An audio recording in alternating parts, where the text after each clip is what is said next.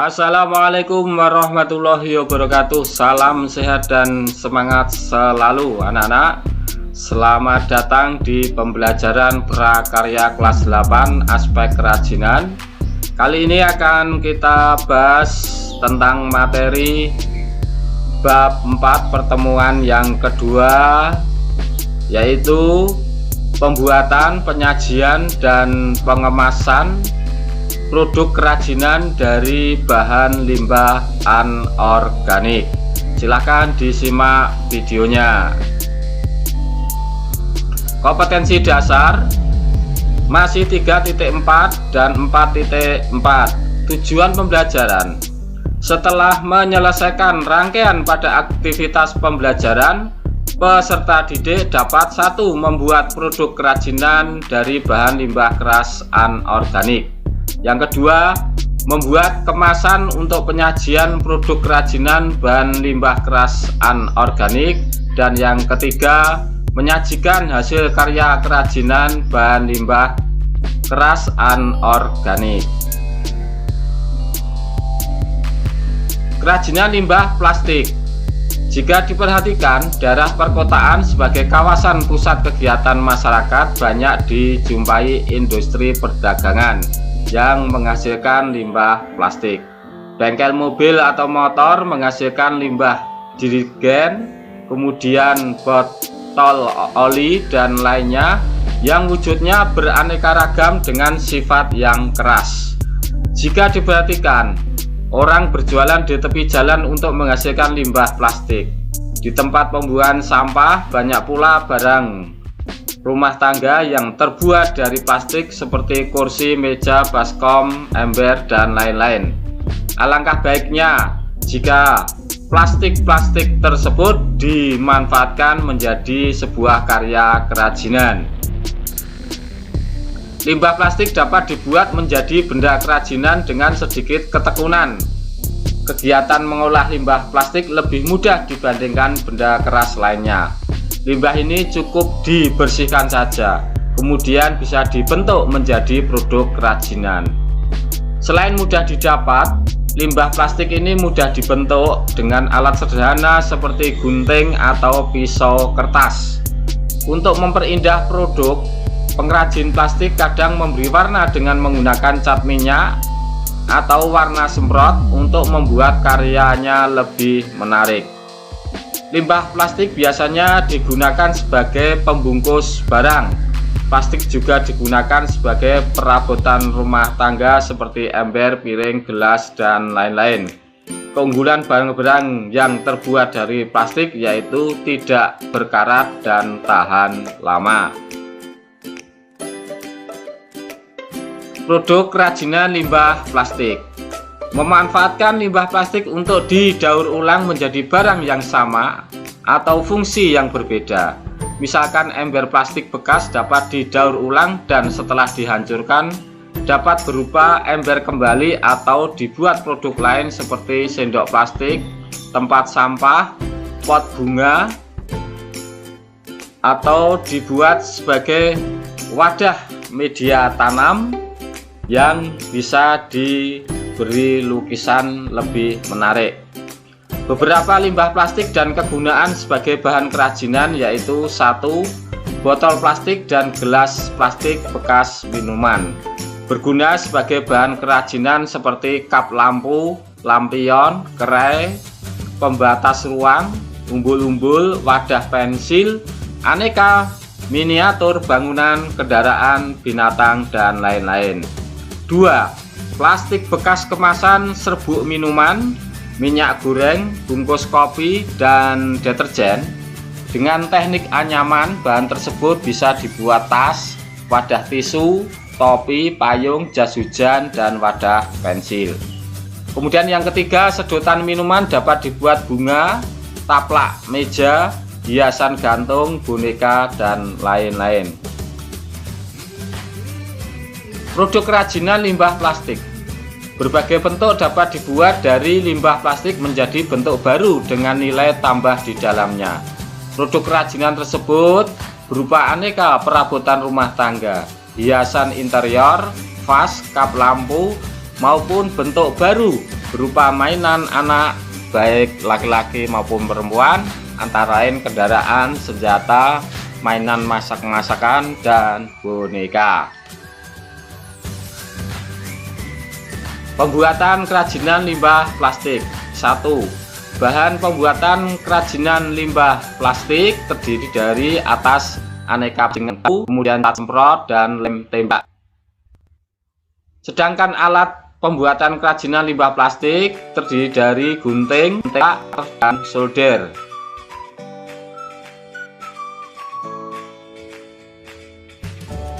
Membuat taplak dari sedotan plastik. A. Menyiapkan bahan dan alat. Bahan yang dibutuhkan yaitu sedotan, benang wool, kemudian alatnya jarum dan gunting. Perhatikan gambar-gambar untuk langkah pembuatannya. 1. Potong sedotan kira-kira 1-2 cm. Kedua, masukkan benang wool ke dalam sedotan dengan jarum, kemudian ikat dan ditali pati. Yang ketiga, ujung benang wool diikat dengan sedotan supaya tidak lepas. 4. Ambil sedotan lagi dan letakkan sedotan yang sudah diikat dengan benang wool tersebut. Yang kelima, lakukan secara terus-menerus. Yang keenam, buatlah pola sesuai yang Anda inginkan. Jika ingin hasil yang menarik, gunakan benang wool yang berwarna-warni. Ya, hasil dari proses pembuatan taplak dari sedotan plastik. Produk kerajinan dari limbah kaca. Limbah gelas kaca yang sudah pecah dapat didaur ulang menjadi barang-barang sama seperti barang semula atau menjadi barang lain seperti botol yang baru, vas bunga, cindera mata, atau hiasan-hiasan lain yang mempunyai nilai artistik dan ekonomis. Limbah kaca pun juga dapat didaur ulang, yaitu dengan cara digunakan untuk menghias vas bunga, piring yang terbuat dari tanah liat gerabah, atau lampu lampion.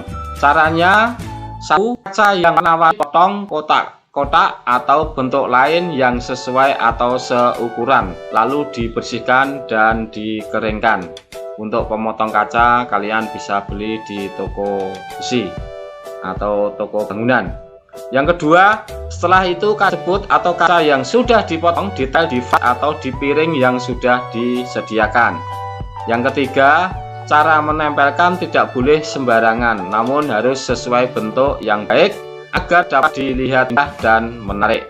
Setelah itu, kaca diberi pelapis agar kaca tidak mudah lepas.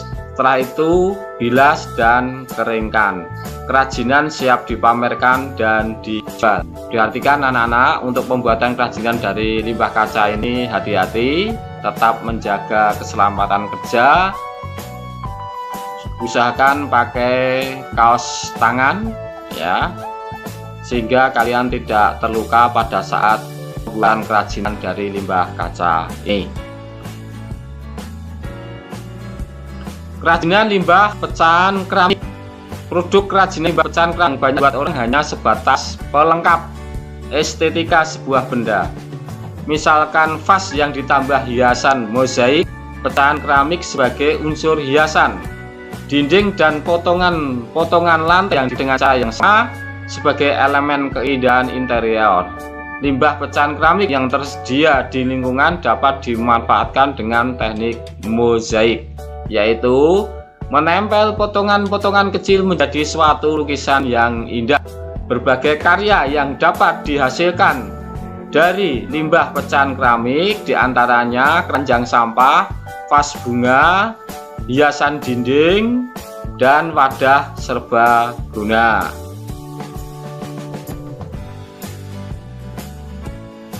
Cara pembuatan kerajinan dari limbah keramik. 1. Bahan pembuatan yaitu keramik yang sudah terpecah belah warna hitam, kemudian kuning, dan mortar atau semen putih. Yang kedua, alat pembuatan kerajinan limbah pecahan keramik yaitu berupa palu, amplas, waslap, semen, dan karet sandal bekas.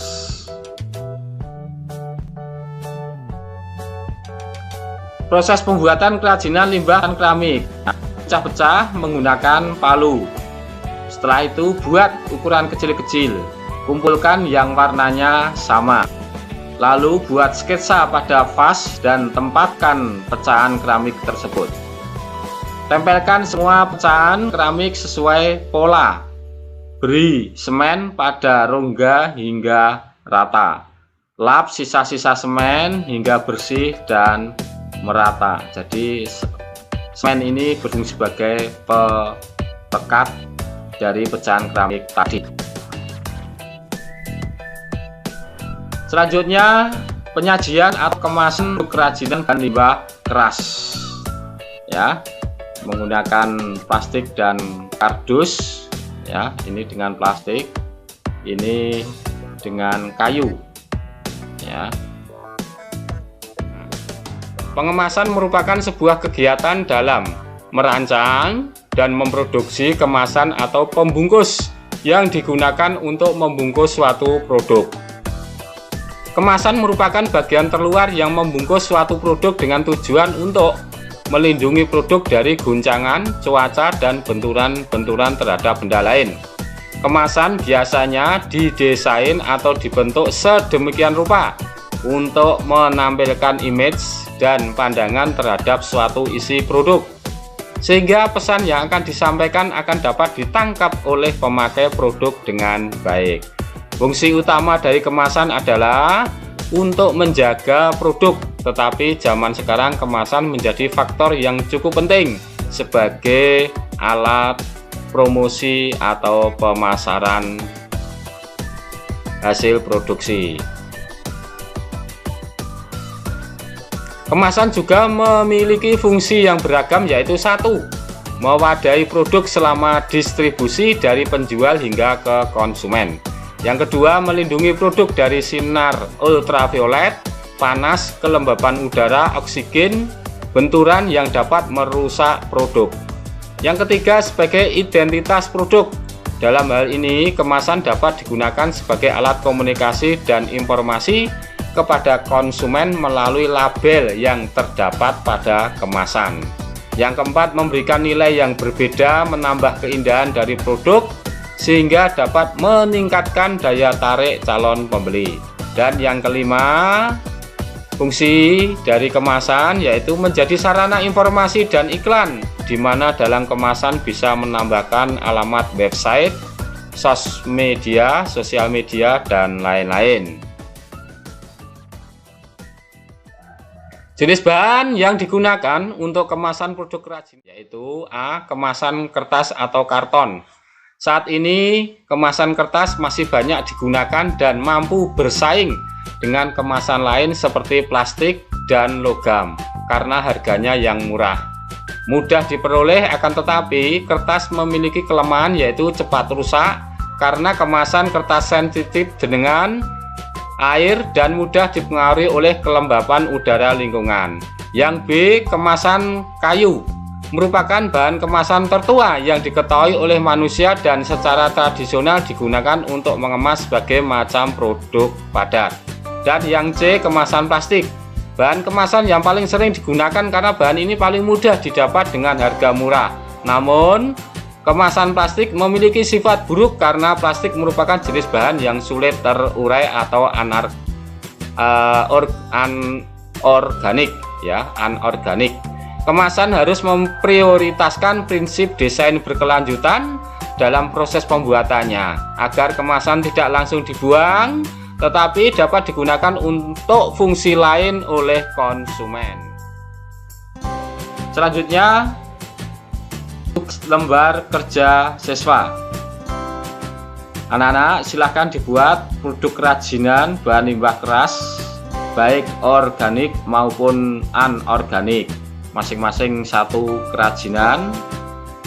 Setelah itu dokumentasikan minimal 3 foto, bisa juga dilakukan dengan video tapi tidak wajib, ya, dengan 3 foto yaitu foto alat dan bahan, kemudian proses kerja, proses pembuatannya, ya, proses pembuatannya. Setelah itu penyajian, ya, kalau tidak melakukan pengemasan cukup sampai penyajian saja, jadi minimal 3 foto ya. Silahkan dibuat segera agar tugas kalian segera selesai dan mendapatkan nilai. Saya kira cukup itu.